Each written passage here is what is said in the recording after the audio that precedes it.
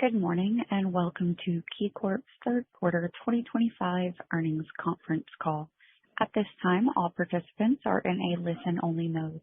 Later, we will conduct a question-and-answer session. If you would like to ask a question, please press star followed by one on your telephone keypad. As a reminder, this conference is being recorded.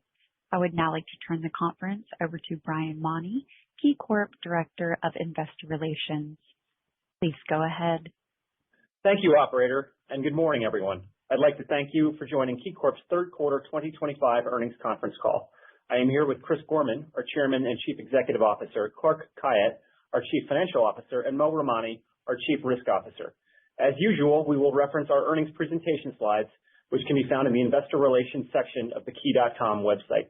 In the back of the presentation, you will find our statement on forward-looking disclosures and certain financial measures, including non-GAAP measures. This covers our earnings materials as well as remarks made on this morning's call. Actual results may differ materially from forward-looking statements, and those statements speak only as of today, October 16th, 2025, and will not be updated. With that, I will turn it over to Chris. Thank you, Brian, and good morning, everyone. Our third quarter results reflect the steady progress we continue to make in achieving higher levels of both profitability and returns. We reported earnings per share of 41 cents. Additionally, return on assets surpassed 1%.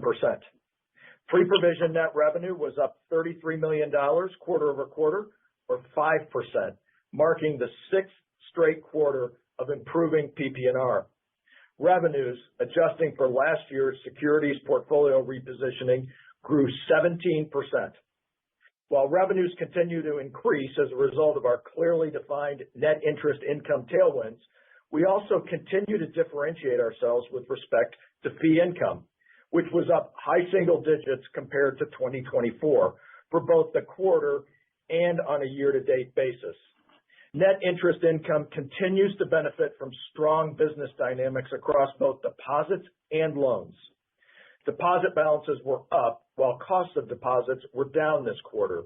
With respect to loans, we continue to remix the portfolio from low-yielding consumer mortgages into relationship C&I loans at healthy risk-adjusted returns. We achieved a 2.75% NIM in the quarter, reaching our year-end target one quarter ahead of schedule. Asset quality metrics continue to trend in a positive direction, with NPAs and criticized loans declining while net charge-offs were relatively stable. Our net charge-off ratio year-to-date is squarely within our full-year target range of 40 to 45 basis points. As it pertains to the two recent bankruptcies making headlines in the auto industry, we have no direct exposure. Finally, we continue to build upon our peer-leading capital ratios, with reported CET1 approaching 12% at quarter end. This excess capital provides us with both flexibility and optionality as we move forward. Franchise momentum continues to accelerate. Relationship households and commercial clients both continue to grow at about 2% this year. In wealth, assets under management reached a record $68 billion. Additionally, sales production in our mass affluent segment also set a record this quarter. Since we launched this business in 2023, we have added approximately 50,000 households, $3 billion of AUM, and over $6 billion of total client assets to Key. Commercial pipelines are higher, nearly double the levels from 1 year ago. Investment banking pipelines are also up meaningfully from prior periods, particularly our M&A pipeline, which has a multiplier effect as advisory assignments often drive additional ancillary business. We raised a robust $50 billion in capital on behalf of our clients in the third quarter, retaining 15% on our balance sheet. Assuming market conditions remain favorable, we would anticipate that our fourth quarter fees would be similar to last year's fourth quarter, which was one of our best quarters on record. We remain on track to deliver our second best year in investment banking in our history. In commercial payments, fee equivalent revenue continues to grow in the high single-digit range, reflecting our focus and commitment to helping our clients run their businesses better every day. As we enjoy this broad-based momentum, we continue to invest in relationship bankers, client advisors, and in our technology platforms. We remain on track to increase our frontline staff by approximately 10% this year. We are already seeing good production volumes from many of these recent hires and broadly expect to see payback from all of our hires over the next 12 to 18 months. Before I turn it over to Clark, I want to briefly cover the medium-term targets that we disclosed a few weeks ago in our investor presentation that is available for you to review on our website. We believe we can achieve a return on tangible common equity of 15% or better on a run rate basis by the end of 2027. Let me outline the building blocks to achieving those returns. First of all, by improving NIM by another 50 basis points to 3.25% or better, with half of it coming from the mechanical lift of fixed asset repricing, the rest coming from strong execution in our businesses by continuing to focus on primacy and generating relationship lending opportunities. Secondly, by continuing to compound our fee advantages, leveraging our proven ability to broaden and monetize client relationships. Third, by maintaining our expense discipline, including ongoing continuous improvement initiatives that are part of our DNA. And lastly, through share repurchases in the ordinary course of business that maintain our CET1 ratios at our current relatively high levels. To this end, consistent with my comments last quarter that we would crawl, walk, run when it comes to share buybacks, Key expects to be back in the open market repurchasing approximately $100 million of common stock in the fourth quarter. To be clear, we believe the path to 15% has low execution risk as we continue to deliver against our compelling organic growth plan. Given our current excess capital position, we could accelerate our trajectory and improve returns through incremental share repurchases and/or more balance sheet restructurings. The 15% should not be viewed as a final goal, but rather an important milestone on our journey to achieving higher levels of both sustainable profitability and returns for our shareholders. In summary, I am proud of our results this quarter, contributing to what will be a record revenue year in 2025. We are currently in the midst of our budget process and will have more to say on 2026 at year end, but with our strong trajectory and healthy pipelines, I believe we are well positioned to drive another year of outsized revenue and earnings growth in 2026. With that, I'll turn it over to Clark to review the quarter's financial results in greater detail. Clark? Thanks, Chris. Starting on slide 5. Our third quarter results reflect strong performance and continued momentum across the company. As a reminder, last year's third quarter results were impacted by a securities portfolio repositioning. As such, all comparisons are on an adjusted basis. Revenue was up 17% year over year, while expenses increased 7%. Tax equivalent net interest income was up 4% sequentially, primarily driven by commercial loan and low-cost client deposit growth. Non-interest income increased 8% year over year, again growing a little faster than expenses this quarter. Loan loss provision of $107 million included net charge-offs of $114 million, or 42 basis points of average loans, offset by a modest reserve release primarily due to the reductions in NPAs and criticized loans this quarter.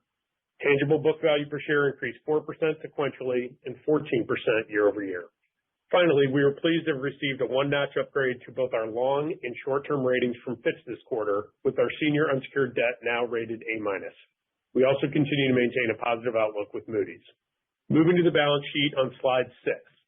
Average loans increased by $500 million sequentially, reflecting a 2% increase in C&I loans and a modest increase in CRE loans, partially offset by planned runoff of about $600 million of low-yielding consumer loans. On a spot basis, C&I loans grew by $700 million, led by new relationships to Key. Most of the growth came from the power and utility sector and in middle market broadly across sectors and regions. Line utilization decreased approximately 1% sequentially to 31%, driven largely by an increase in commitments to large corporate clients. Draws were roughly flat from the second quarter. In middle market, we saw utilization rates increase about 50 basis points. Turning to slide 7. Average deposits grew 2% and period-end deposits grew 3% sequentially, primarily driven by growth with commercial clients. Average consumer deposits, excluding CDs, grew 1%. Average non-interest-bearing deposits grew 2% sequentially and remained stable at 19% of total deposits, or 23% when adjusted for our hybrid accounts. Total deposit costs declined by 2 basis points to 1.97%. Our cumulative interest-bearing beta remained at about 55% through the third quarter, in line with up betas. We've been able to get a little more aggressive than we expected due to our lower loan-to-deposit ratio as we entered the year, the ongoing remixing of loans from consumer to commercial, which limits our incremental funding needs, and that the markets we operate in have to date generally remained pretty rational from a competition standpoint. Overall, interest-bearing funding costs declined by 8 basis points, resulting in a cumulative interest-bearing funding beta of 74%. Slide 8 provides drivers of NII and NIM this quarter. Tax equivalent NII was up 4% sequentially, primarily driven by our continued balance sheet optimization efforts. We grew relationship commercial loans at relatively stable spreads to the existing book, as well as low-cost client deposits, while running off lower-yielding consumer loans and higher-cost long-term debt and other wholesale borrowing. NII also benefited from an additional day in the quarter. We achieved our year-end net interest margin goal a quarter early, with NIM increasing 9 basis points sequentially to 2.75%. I'll discuss our outlook shortly, but we currently expect NII and NIM to grow modestly in the fourth quarter off of the third quarter. Our balance sheet is positioned to be fairly neutral to additional Fed rate cuts in the short term. Turning to slide 9, adjusted non-interest income increased 8% year over year and included a Visa-related settlement charge of approximately $8 million. Investment banking and debt placement fees were $184 million, an increase of 8% year over year. Year to date, investment banking and debt placement fees are up 15%. The strong quarter was driven by broad-based debt and equity capital markets activity. Middle market M&A volumes across the industry remain tepid. Although, as Chris mentioned, we've begun to see an encouraging pickup in strategic dialogue among our clients over the past month, and our M&A pipelines are up materially from where they were last quarter. Trust and investment services income grew 7% year over year, reflecting higher market values and positive net flows. Assets under management reached a new record high of $68 billion. Commercial mortgage servicing fees were $73 million, remaining near historic highs. Our active special servicing balances remained elevated at over $11 billion, up 48% compared to the prior year. We would expect to see these fees decline in the fourth quarter to the $60 to $65 million range, reflecting the impact of lower Fed funds rates and successful resolutions within our active special servicing book. Our service charges and corporate service fees increased roughly 12% and 4% year over year, respectively. The increase in service charges was largely driven by continued momentum in commercial payments, which overall grew fee equivalent revenue at a high single-digit rate, while corporate services income is driven by loan and derivatives client activity. On slide 10, third quarter non-interest expenses of $1.2 billion increased 2% from the prior quarter and 7% year over year. Year-over-year expense growth was primarily driven by higher personnel expense related to increases in headcount, mainly in the frontline producers that Chris mentioned, and higher incentive compensation attributable to the strong fee environment and impact from Key's higher stock price. Non-personnel expenses rose modestly as we made an $8 million contribution to our charitable foundation during the quarter. Business services and professional fees and computer processing costs also rose slightly, reflecting technology-related investments. Consistent with our prior guidance, we expect expenses to increase again in the fourth quarter, reflecting continued hiring and technology investments, anticipated growth in non-interest income and client activity, and other year-end seasonality factors. As shown on slide 11, credit quality is relatively stable to improving. Net charge-offs were $114 million, or an annualized 42 basis points of average loans. Year-to-date net charge-offs of 41 basis points are squarely within our full-year target range of 40 to 45 basis points. Non-performing assets declined by 6% sequentially, and the NPA ratio improved by 3 basis points to 63 basis points. Criticized loans declined by about another $200 million, or 3% sequentially. Turning to slide 12, our CET1 ratio was 11.8% at quarter end, driven by net earnings generation.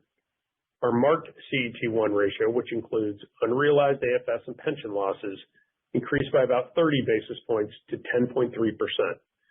We believe both ratios continue to be at or near the top of the peer group. Given our marked CET1 increasing comfortably above the top end of our target range, we plan to be active in repurchasing roughly $100 million of our shares in the fourth quarter and continue, as previously stated, in 2026. Moving to slide 13, we are increasing our full year and exit rate guidance following the strong third quarter results, as we now have good line of sight into how the fourth quarter is shaping up. As a reminder, this guidance holds across a range of potential yield curve environments over the course of the fourth quarter. We now expect full year net interest income growth of about 22%, at the high end of the previously guided 20 to 22% range. In conjunction, our fourth quarter exit rate NII should grow 13% or more compared to the fourth quarter of 2024. Assuming a fairly flat balance sheet in the fourth quarter compared to the third, this implies a fourth quarter NIM in the 2.75 to 2.8% range.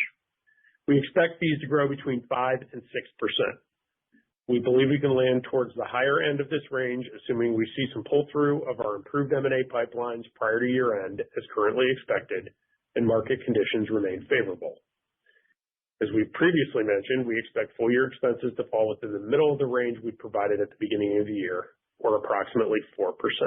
We expect our GAAP tax rate to come in around 22% in the fourth quarter. For the full year, we currently expect the GAAP and tax equivalent effective rates to land at approximately 21 and 22% respectively, both toward the better end of the previously guided ranges. Our other guidance remains unchanged. In summary, subject to the usual macro caveats, we expect to maintain our strong momentum through the fourth quarter, which would result in record revenue in 2025, fee-based operating leverage of greater than 100 basis points, and north of 10% positive operating leverage overall. With that, I'll now turn the call back to the operator to provide instructions for the Q&A session. Operator? Thank you. If you would like to ask a question, please press star followed by 1 on your telephone keypad. If your question has been answered or you wish to remove your question, please press star followed by 2. Again, to ask a question, press star 1. If you are using a speakerphone, please pick up your handset before asking your question. Our first question comes from the line of Manan Gosalia with Morgan Stanley. Manan, your line is now open. Hi, good morning, Chris, Clark. Good morning. Appreciate the timing. Appreciate the timing and detail related to the 15% ROTCE goal and the 325 plus NIM targets. I guess a two-part question here. First, can you provide a little bit more detail on the drivers to get to that 15 plus ROTCE target? And second, you do have some peers who are targeting closer to a 16 to 19% ROTCE over a similar time frame. Chris, I know you noted that 15% plus is not the final goal, but maybe help us understand why the ROTCE can't be higher in the medium term. Thanks. Sure. Hey, Manan, it's Clark. I'll take that. So first, just to reiterate what you just said, which is Chris's point that the 15% is a stop and not the destination. So I think that's an important element here. But let me get at both the ROTCE target we set out, and I'll include in that the NIM, since that's a big driver, obviously, of the numerator. And if we start there, you're talking about the NIM moving up about 50 basis points over that time frame. That's meaningful moves. Obviously, we've started from a lower level than others, and we're moving up nicely over the course of the last year. But if I look at that as a split between mechanical movement, fixed asset repricing in our securities book over time, in the swaps, and just as a note there, you'll see with forward starters coming on something like $34 billion of swaps in the 3.8 to 3.9% range. So as rates come down, those will go from a slight negative carry today to a pretty strong benefit. So we feel very good about that position. And then that we think is about half of that gain, with the other half coming from continued strong organic activity. And I think that'll be loan growth. We'll continue to focus on good, strong commercial loan growth offsetting the runoff in consumer. So think about that as like a 2% pickup over time. We expect to continue to grow high quality granular deposits, which we've been doing both in the commercial and the consumer space, and to manage the pricing on those deposits effectively. And I would say, a kind of 50s-ish beta over that time frame, not necessarily in any one quarter, but over that time frame is kind of what we would expect there. And I think those two pieces together get you the 50 basis points in that time frame. If you move to fees, we continue to see very strong growth across our high priority fee businesses, capital markets, commercial payments, wealth, and commercial mortgage servicing. We would continue to invest in those and have, and so we expect that growth to continue through that time frame. All of those, of course, have very strong ROTCEs and don't use up a lot of capital, so that benefits certainly the 15%. On the expense side, I think we have pretty well demonstrated ability to manage expenses effectively. We, of course, plan to continue doing that and using our continuous improvement activities to continue to fund meaningful and needed investments. And then on the provision side, feeling very good about credit quality, and we think we'll continue to focus on high quality borrowers where we can monetize those loans through our compelling fee platform. So all of that, we think by that end of 27 gets us a good portion of the way to the 15%. And I would think about that in ROAs that are, in line with or better than some peers, north of 120 ROAs. So I think that's an important milestone for us as well. And then I think the second obvious piece here is the denominator, which is the capital base. As you are well aware, we have strong CET1 and marked CET1 today in absolute and relative terms. And this analysis assumes we'll manage buybacks, which, as Chris said, we'll initiate again here in some size in the fourth quarter to effectively our current marked levels, which are about 10.3. So maybe one or two additional comments here to just to frame this, and I think they're pretty important. So first, the 15% we see as low risk, no real big swings in here. So this is running our business effectively as we're doing today. But we are high on the capital side, and we're going to generate and are generating solid capital growth. So we have ample ability here to increase buybacks or to restructure to accelerate to our targeted balance sheet if that's what we need to do.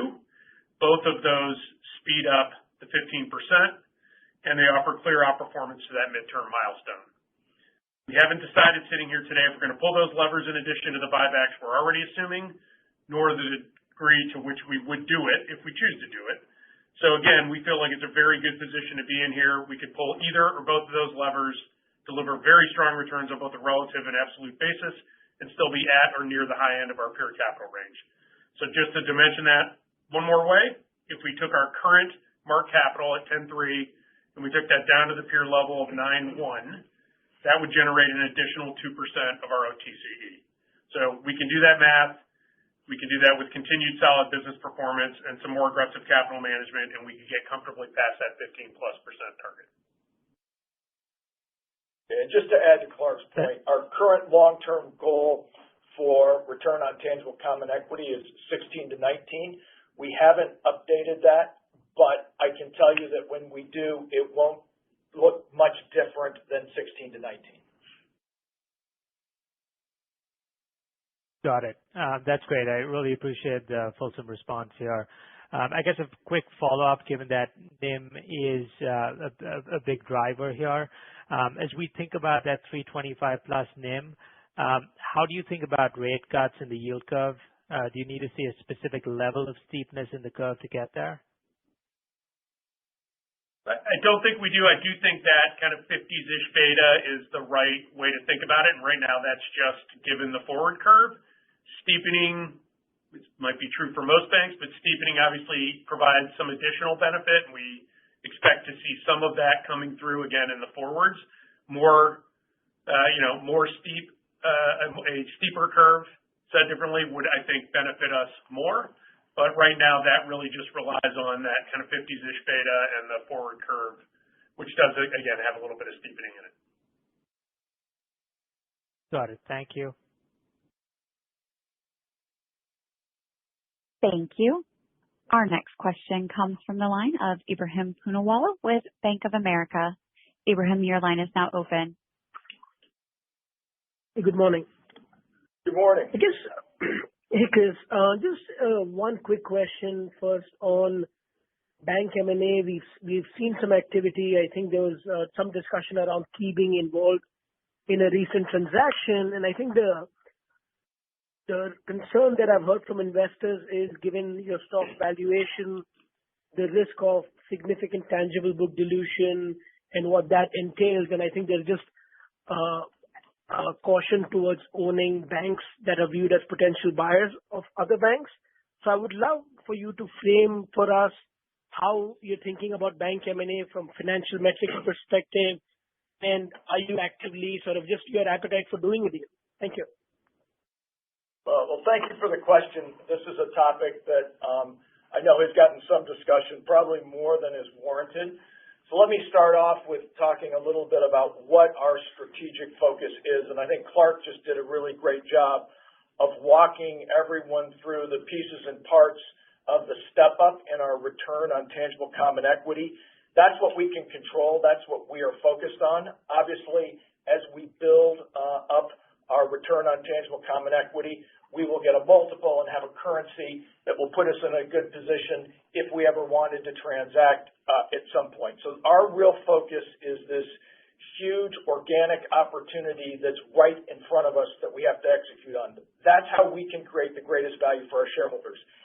Specifically as it relates to bank M&A, that's pretty far down the capital priorities. Now let me kind of walk everyone through what our capital priorities are. First is to support our clients. I mentioned that we have a backlog that's 2x today what it was just 1 year ago. So we're going to use our capital for our clients. Secondly, we are going to pursue tuck-in deals in support of our targeted scale strategy. Those are really fee-based capabilities, really knowledge workers. I think we have a really good track record of being able to buy these relatively small businesses and plug them in and integrate them. We're going to continue to do that. Obviously, we'll support the dividend at 20.5 cents a share. We now have sort of turned the valve open on share repurchases. I think Clark did a nice job of walking through. We clearly have in front of us some opportunity to work on our balance sheet a bit as we use, without frankly using a lot of capital. For example, we have about $14 billion of CMOs and CMBSs, the CMBS bonds that are less than 2%. So that's an opportunity for us.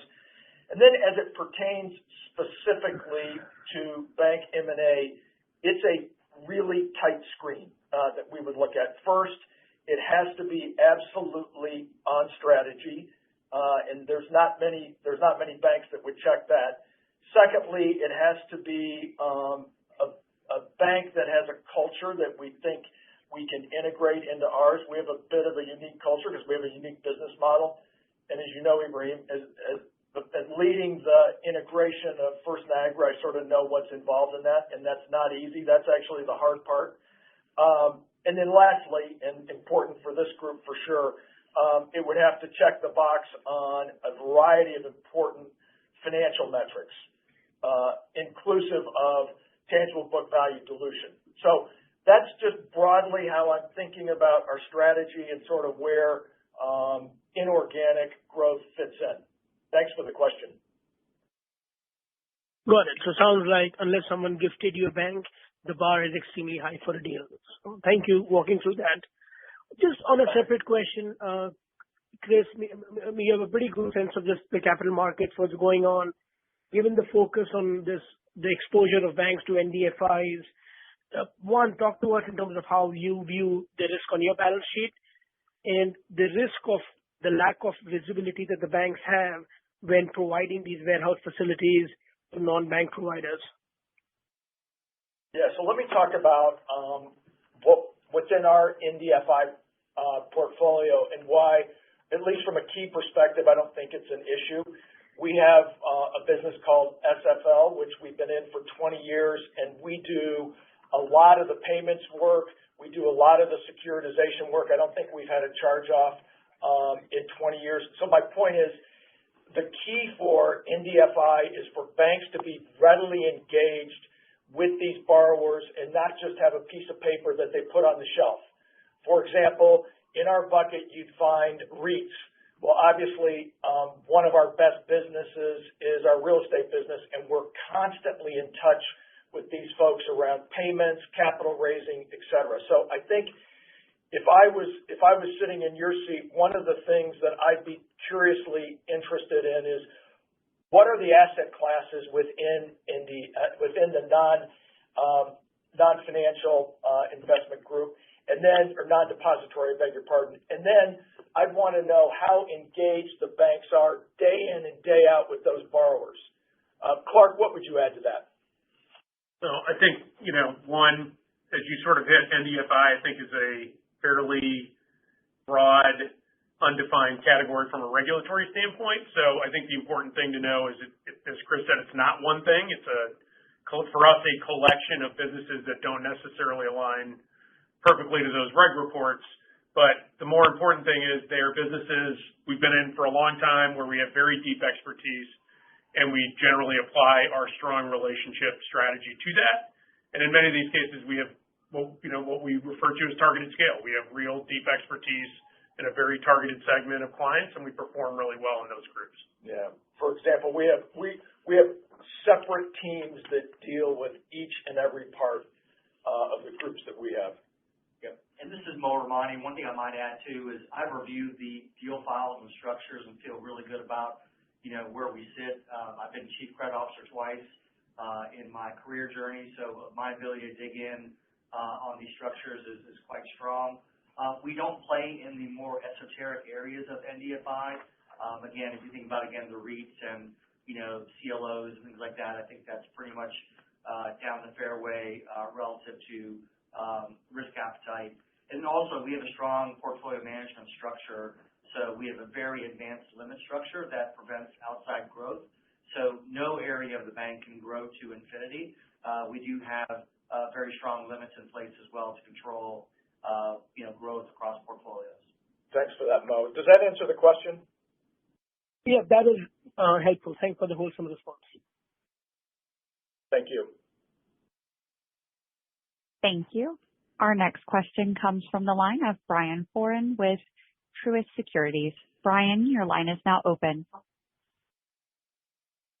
I was going to ask about credit, and I appreciate all the detail. I have to call out that you included charge-offs to the penny in the earnings release, so I'm impressed they counted that last 56 cents.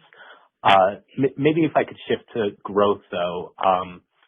It's interesting, if I look at your loan book and the supplement, it's kind of like two halves. It's the C&I book growing nicely. It's now up 8% year over year. And then everything else kind of summing to $50 billion and being down 7% year over year. As we sharpen our pencils over the next, year or two, is there any help you can give in terms of is there a target size for some of these books, or is there a timing when you think new production starts outweighing some of the lower yielding stuff rolling off and pay downs? Just how to think about the part of the book that's shrinking and what the end goal is there. Yeah, so obviously we can give you a lot of clarity on where we think the shrink is going to come from, because those are high quality mortgages, principally to doctors and dentists, that roll off, and based on the curve, we can give you great estimates of what we think is going to roll off. In terms of what we're actually going to put on our balance sheet, because of our underwrite and distribute model, that's a little harder because a lot of the capital that we raise, we actually place with others. But I can tell you, I mentioned in my comments that basically our middle market and C&I book, our backlog is 2x what it was last year. One of the areas, a few areas where I think you're going to see a pickup. In the fourth quarter, we'll basically accelerate our C&I book by about $1 billion, and I think you'll see it continue to accelerate from there in 2026. The other areas where I think we'll get some benefit, one is transaction CRE. Right now you can see that CRE is sort of coming into equilibrium, but I think you'll see us actually grow our CRE outstandings in 2026. Also, Clark mentioned this in his comments. We have not had a lot of middle market M&A activity. We have very large pipelines, but we haven't had a lot coming out of the pipeline in spite of the fact that we had a strong investment banking and debt placement fees. It was not driven by M&A. That will help us in 2026. And I continue to believe this tax bill is really important. This accelerated depreciation, I think, will bode well for growth. The other thing that obviously we haven't seen, as you look at our numbers, is utilization. Utilization actually ticked down. However, we feel good about that because the reason it ticked down was large commitments that we brought on new clients in our institutional bank, whereas in our middle market, we actually did have a lift in utilization. Does that help you? That's awesome detail. It's good to hear the CRE book is starting to flip. I guess one follow-up, if I could ask it. When I look at mortgage, home equity, and other consumer, call it $30 billion right now, or I guess 30% of loans. Any framing you'd give? Like, do you want that to eventually get to 20 before it stabilizes, 25? Any kind of bigger than a breadbasket sizing on where at the land? Yeah, we've always said we want to have a balance. We need both consumer and we need commercial, which means, first of all, we've got to replace some of the runoff. I think a couple areas where you'll see us replace the runoff, that's actually good for us because most of the yield on those mortgages that are running off are about 3.3% or so. You'll see us step up in terms of home mortgage. We obviously have a whole lot of customers that have a lot of equity in their homes. There's not a lot of houses that are trading. We have that business now. We're investing in some technology to have it be a better client experience. That's one area. The other business we have that is a really good business, but it's very dependent upon both the vintage of student loans and also the curve is our student loan refinance business. Mm-hmm. We think interest rates have to come down another 100 to 150 basis points for that to really kick in. That's great. Thank you so much. Sure. Thank you. Our next question comes from the line of Ryan Nash with Goldman Sachs. Ryan, your line is now open. Hey, thanks. Good morning, everyone. Hey, Ryan. Good morning. Chris or Clark, Chris, I think you talked about, crawling before you walk on the buyback, and I think you highlighted $100 million in 4Q. I guess just given how robust the capital levels are, maybe just talk a little bit of how you think about the pacing beyond 4Q. And I'm assuming if your targets work out and you sound like you have a high degree of confidence in them, you probably believe the stock is going to be a lot higher. So I guess why not be more aggressive at this point, given all the tailwinds that you have in front of you? Yep. Totally fair question. This is Clark, Ryan. Very fair question. I would say just from a timing standpoint, as we sit here today, just a couple things to consider. One, this is really the first time we've been comfortably above that 10% mark number, and we've sort of talked about running at the higher level amid, some level of uncertainty. We are getting close to being in our dividend payout target range of 30 to 50%. So this quarter will be just a hair north of 50. So we want to get that, more squarely in. And then, there is still a little bit of broad uncertainty, although that feels like it is normalizing and stabilizing a little bit more. So I think your question's right.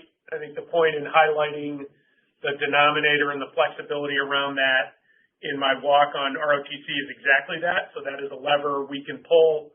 We'll be a little bit more directive, I think, in the guidance call for 26 on exactly how much to expect. But I think that $100 million for the fourth quarter is likely going to be the low level as we move forward, subject to, the normal macro caveat movements. And if I could thanks for that, Clark. And if I could ask a follow-up to Brian's question, maybe to put a finer point on it. As you think about reaching these targeted levels, 15 plus ROTCE and 325 plus NIM, do you think we get earning asset growth along the way, and what's the right way to think about earning asset growth? And related to that, would you guys take action to accelerate the runoff of consumer loans so that you could start to return to net growth? Thanks for taking my question.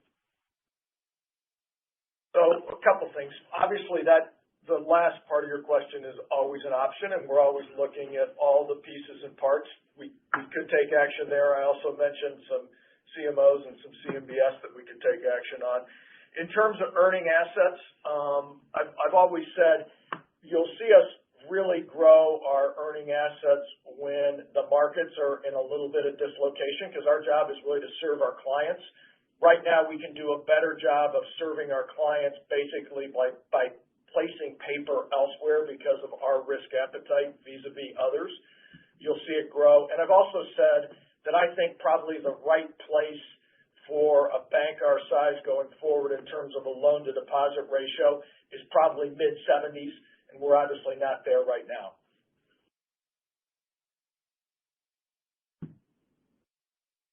Thank you. Thank you. Our next question comes from the line of Erika Najarian with UBS. Erika, your line is now open.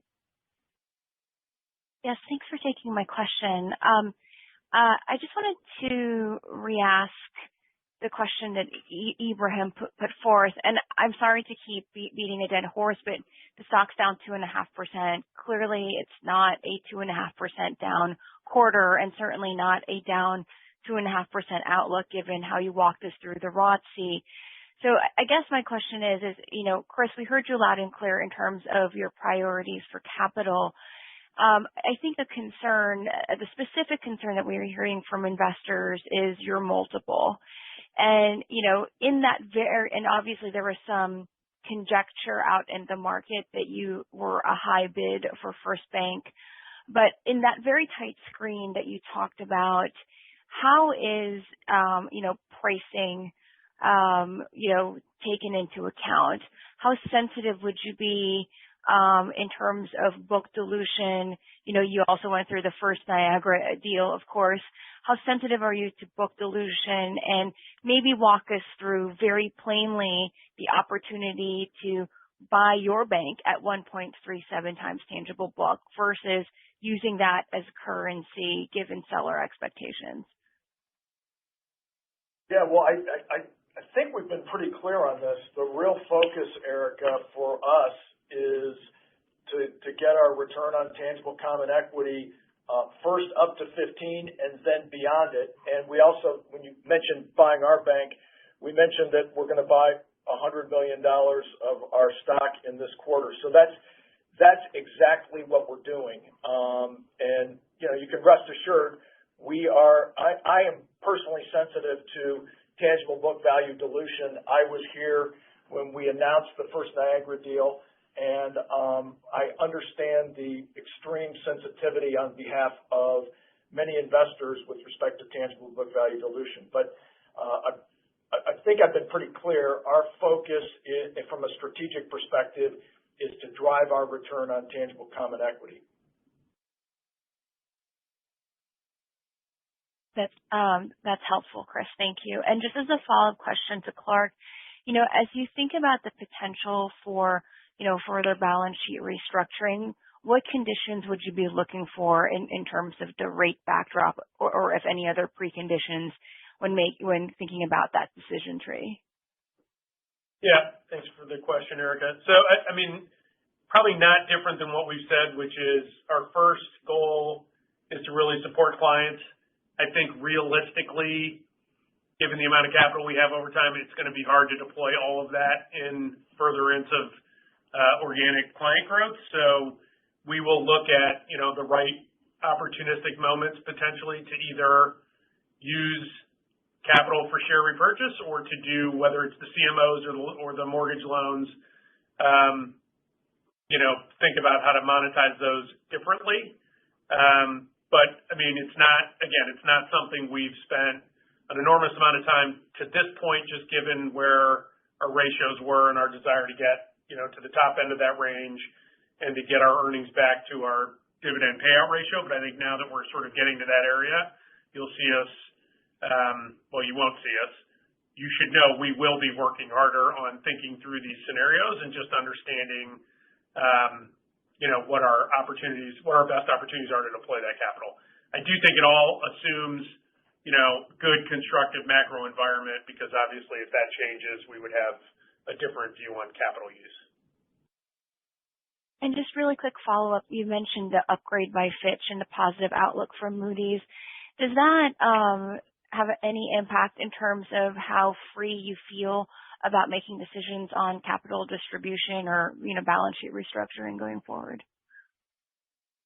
Yeah, I think, one thing I'd say is we have done a lot of work, as you know well, to reposition the balance sheet and to engage with a variety of constituents, including the rating agency, so they understand what we're doing, why we're doing it, and what our intentions are. So to the extent we wanted to go down that path, we would probably spend some time with them to make sure that we fully understand their reaction to those things, because, getting the rating is a lot of work.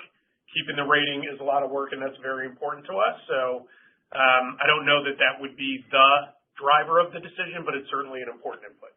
One of the things that the upgrade does for us, Erica, is it enables us to bid on some conduit deals that tend to bring pretty significant escrow balances that otherwise we were not able to bid on. That's in our commercial real estate servicing book. Yep. Thank you for the extra question, and thank you. Sure. Thank you. Our next question comes from the line of John Pancari with Evercore. John, your line is now open. Morning.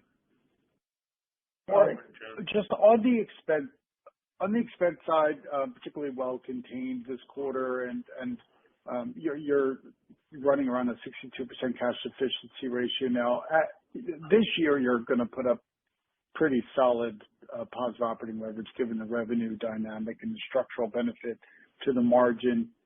As you look into 2026 and you weigh the investments you're making, how should we think about a reasonable level of operating leverage as you look at the year? And, related to that, what efficiency ratio is baked into your medium-term 15% ROTCE target? Yeah. So, look, we've guided to being, kind of 4% this year.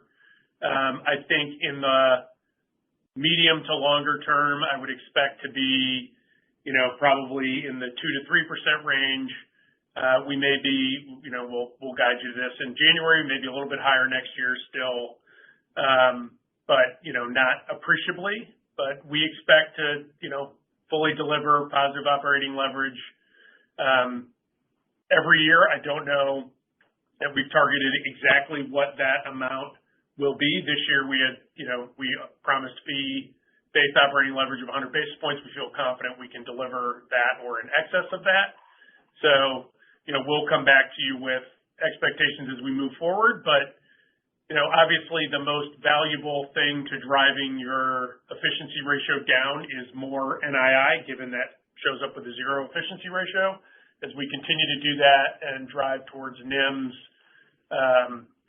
north of 3, then I think you will see that efficiency ratio to, continue to come down over time. We haven't set, again, another target on that, but it would get closer and closer, I think, to the broad peer group. I will tell you, we don't spend an enormous amount of time talking specifically about the efficiency ratio here. We're really trying to drive good organic growth against our strategic objectives here and get the ROTCE up. And frankly, the fee-based businesses are always going to carry a little bit higher efficiency ratios. So we may run above the peer group over time, and I think we're comfortable with that given the mix of business. Okay, Clark, thank you for that. And then on the, on that 2026 margin and your expectation for about a 325 plus medium-term margin, when it comes to the rate backdrop, I appreciate your color you gave that it's a forward curve. You're assuming that a steeper curve will be better in the 50s ballpark beta. Is there any other way you could help us with sensitivity around a level of Fed funds and a level of the 10-year to help provide the guardrails around those expectations? We've seen a number of banks that have put out their targets here, and clearly in the volatile rate environment, they're kind of easily getting shifted off their targets. And what can you give us to give us confidence on that front? Yeah, fair question. So one, I would say, we've been trying to drive to a relatively neutral rate position, and I think we have. To your question, if you unpack that and you think about the short-term sensitivity and the midterm sensitivity, and just candidly, we generally are focused a little bit more on the 5-year than the 10-year, just because our investment portfolio duration is really more driven by the 5-year. We would view the short-term beta or the short-term rate sensitivity really around betas in the low 40s. So given our swap position currently, given the floating rate nature of the book, which is obviously natural asset sensitivity, and given the deposit book, we would view anything kind of at low 40s to be pretty neutral to rate cuts, and anything above that to be beneficial. So it's really about, getting into the various deposit portfolios and managing those as effectively as we can. We have 55 beta on the cuts to date. I don't think we expect that on the incremental. In fact, we expect the incremental this year to be closer to that low 40s to kind of neutralize it, but that remains to be seen. And then the longer term, that 5-year rate is really about reinvestments in the portfolio, which we have a fair amount of that every quarter. So that's not the type of thing that I think really impacts, say, fourth quarter of 25. But as you go out through 26 and 27, consistently lower reinvestment rates, i.e. a flatter curve, would impact some of the returns on that over time. So the forward curve, which is, generally demonstrating some steepness, gives us, I think, the benefit on that front end as well as some additional reinvestment juice. I think we have some ability to manage the flattening curve to a degree, but it really will depend on, how severe the differences are from what the current forward looks like. Got it. Okay, Clark, thanks for that color. Very helpful. Sure.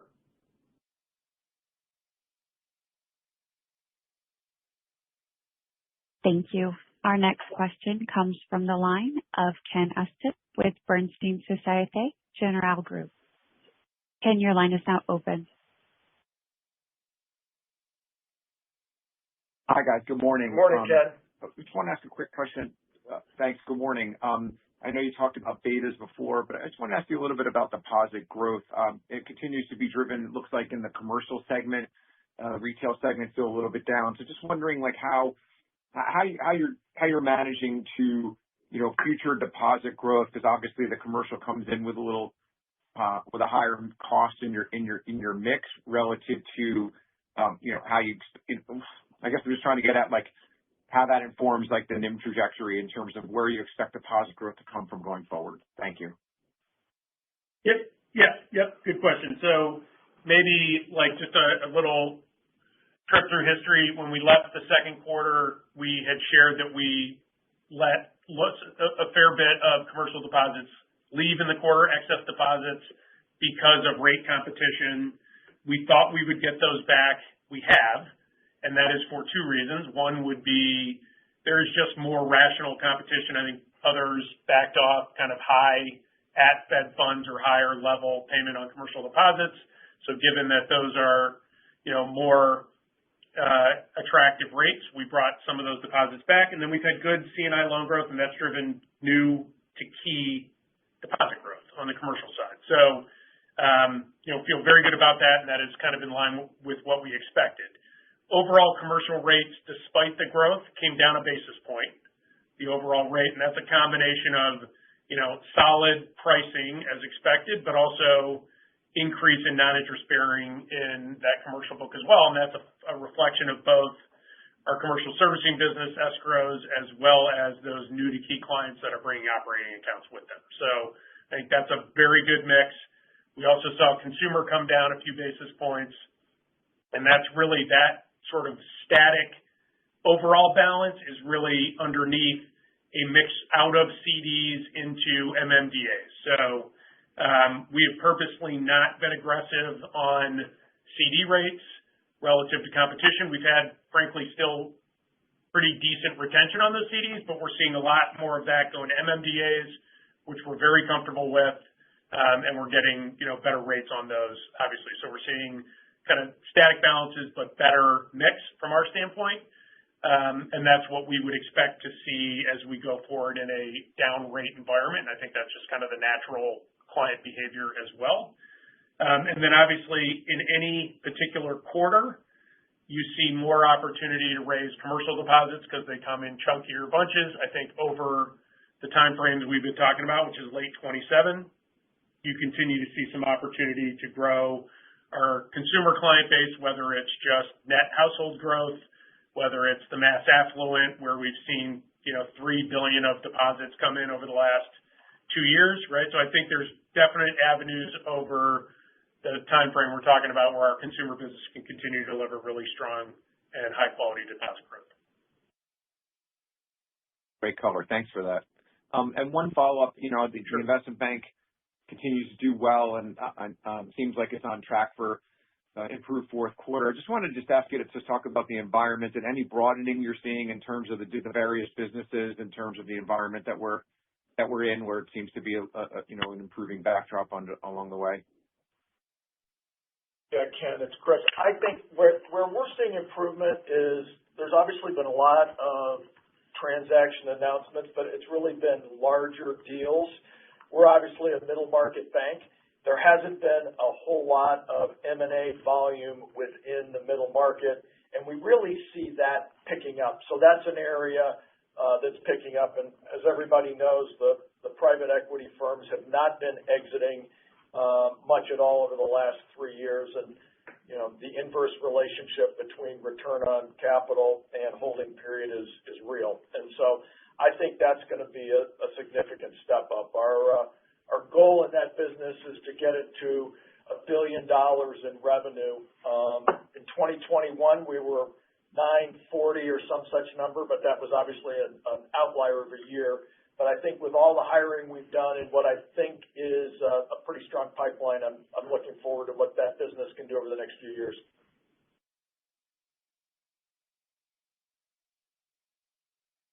Great. And I might just add one other quick comment to the deposit point.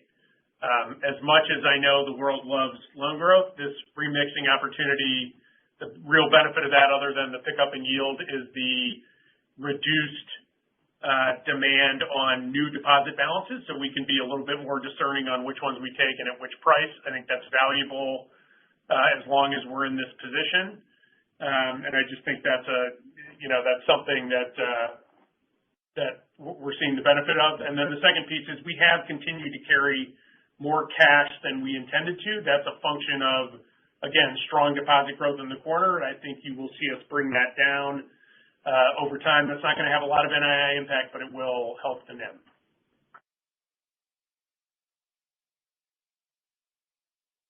Great. Thanks again, Mark.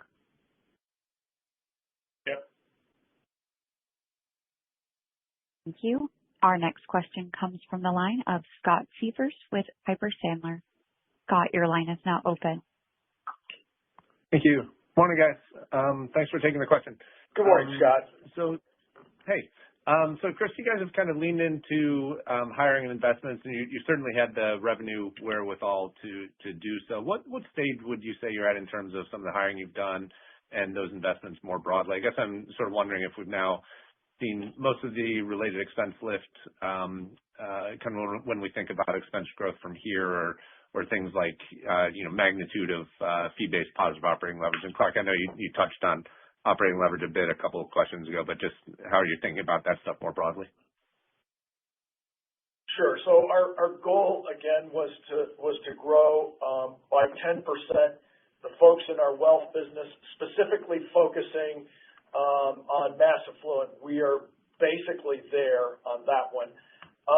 As you look at our middle market, we've made huge progress. We're more than halfway there.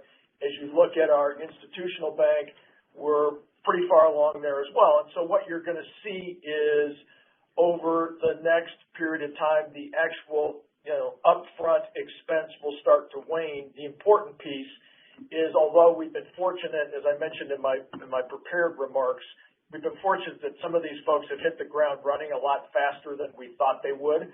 For example, we hired a group out of Chicago and a group out of Los Angeles who's been particularly productive in our middle market. We would expect, Scott, that there'd be basically a 12 to 18-month lag on these folks hitting full production stride. So expense still running out a bit, but we're getting the benefit going forward of these folks getting on the platform and being successful. I think the other piece there, Scott, is one, as we've said in the past, we have a pretty good view on the right kind of compensation to return profile, and if it gets too heavy, we'll back off to 10%. And we do expect folks to produce in kind of this 12 to 18 month time frame. I think we've seen some of the teams we brought on outperform that pretty materially. But if we don't see that level of performance, there's also an opportunity to slow that down. Got it. Perfect. Thank you. And then one just really ticky-tack one. I think, Chris, at the beginning, you talked about fourth quarter 25 fees being flat with the fourth quarter 24 level. You were talking about total fees rather than just investment banking. Is that correct? No, I was actually talking about investment banking fees. Investment banking. From memory, I think the fourth quarter of last year was 220 or something like that. So that'd be about a 20% lift linked quarter. Yeah. Okay. Perfect. No, that's great. I appreciate the clarification. Okay. Thanks. Yep. You. Our next question comes from the line of Gerard Cassidy with RBC. Gerard, your line is now open. Hi, Chris. Hi, Clark. Hey, Gerard. Good morning, Gerard. Chris, can you share with us if we step back for a moment for a broader view question here. Obviously, you've been at the bank for a number of years. Can you share with us your experience right now with the bank regulators? We know it's changing, but obviously you've been on the front lines for a number of years. Can you maybe give us some color on what you're seeing and what that might mean for not only your improved profitability going forward, but maybe the industry as well? Sure, I'd be happy to address that. I'm actually going to DC this evening. It's a remarkable change. And so to kind of give everyone a historical perspective, from the global financial crisis, it became sort of a layering of regulation on regulation and a lot of focus on process, a lot of focus on procedure, a lot of focus on documentation. And I've been really pleased with what has been a pretty dramatic change in that just a refocusing on safety and soundness. And safety and soundness, of course, is liquidity, capital, and earnings. And so we've really seen just a change in that regard. The other thing is the regulators are absolutely working on coordinating such that we have these exams that we can do concurrently as opposed to consecutively. And so getting rid of some of the duplication, which has a big dividend because think about cyber, for example. We have a great cyber team. We invest a lot of money. I want our cyber team thinking about all the risks and looking around the corner as opposed to preparing for exams, going through exams, and wrapping up exams. So it's been really encouraging to see the shift. Thanks for the question. Thank you. Thank you for the color. And then as a follow-up, this ties a little bit into Clark's comments about deposits. It started with the bigger banks, JP Morgan, Bank of America, but now Fifth Third, PNC, or some of your peers that are building out branches as a way of, strengthening their consumer banking franchises. What's your guys' view of, that type of organic growth? You talked earlier, Chris, about supporting organic growth. I think it was more to the commercial side where you're quite strong. But what about on the consumer side and branches? Yeah, so there's no question that granular retail deposits are of paramount importance. And so we have 943 branches, Gerard, And right now, we're upgrading many of those. We're also, repositioning some, closing some, opening some. But I think the gating item for many banks going forward is going to be the duration and the granularity of your retail deposit base. We are fortunate to have a very good retail deposit base, and you'll see us continue to invest to make sure that we not only maintain but grow that deposit base. Right now, I think in the last quarter, we grew our retail deposits by 2%. Since the financial crisis, we've grown them some number like 7%, just hardcore retail deposits, and we're going to continue to focus on that. Appreciate it. Thank you. Thank you. Thank you. Our next question comes from the line of Chris McGratty with KBW. Chris, your line is now open. Oh, great. Good morning, everybody. Chris, just a follow-up on the investment banking capital markets strategy. I think in the past you've talked about 7 verticals. I guess interested in kind of where you're leaning most heavily today, and if you were to use some capital to build it out, I guess what specialties are you perhaps not where you need to be? Thank you. Sure. So right now where we're seeing, and thanks for the question, where we're seeing just significant growth in terms of our backlogs are principally in the areas of energy. We've been a very early adopter of kind of what's going on with all the data centers, what's going on with renewable energy, and there's just a lot in that sector right now. The other area where there's a lot of activity is healthcare, and so we continue to invest in healthcare.